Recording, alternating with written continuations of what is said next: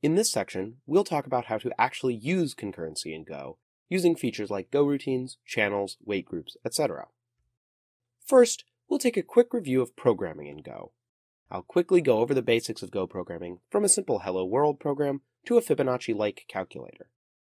Go ahead and fire up your editor, and let's get coding. Every Go program must begin with a package name. If it's an executable, that has to be main. Imports are generally written at the top of the program. We're only importing FMT because that's all we need for this simple program. Now, the actual code goes in the main function, func main. We'll start by just printing hello world with fmt.println hello, world exclamation point. Go ahead and run the program with go run main.go. You should see the output hello world. If you don't, there's a problem with your Go configuration. Let's write something a little more substantial. First of all, recall how to define a function. We're going to write a recursive Lucassoid sequence generator. This is like Fibonacci, but a little different. We start with the func keyword, followed by the name of the function, Lucassoid, and its arguments. In this case, we take 3 integer arguments, a, b, and n, all of which are type int, and return an int. A and b are the 2 starting numbers, and n is the number to generate. Now, this is a recursive function, so we write our 2 base cases. If n equals 0, then return a. Recall that Go does not require parentheses around if statement conditions, and in fact prohibits them, unless necessary, of course. For our second if statement, if n equals 1, then return b. This will start off our sequence. Finally, if neither of these conditions happen, the function must recurse with return Lucassoid a, b. We're reusing our first 2 functional arguments because these specify the beginning of the sequence and must remain the same, and n-1.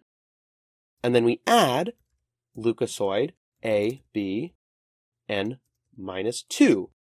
This will work exactly like Fibonacci if we put in 0 and 1 for a and b, but has many other interesting properties if we put in other numbers. Now, in the main function, let's call that function we created in a loop. Recall that Go only has one kind of loop, the for loop. We write i:= 0 to create a new variable called I and set it equal to 0. We then write I less than 10, which will cause this function to run until I is no longer less than 10. And then we write I++, which is the command that will be run every time the loop runs to increment the counter.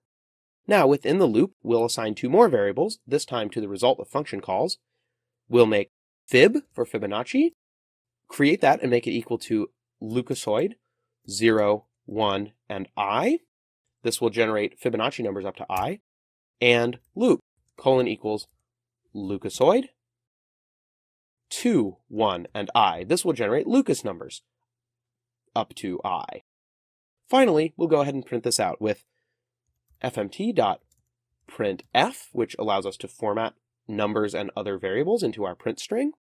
Now we'll use I, which is a number, so we use %d, followed by fib, which is another number, and loop, which is another number. And we end it all with a \n for new line.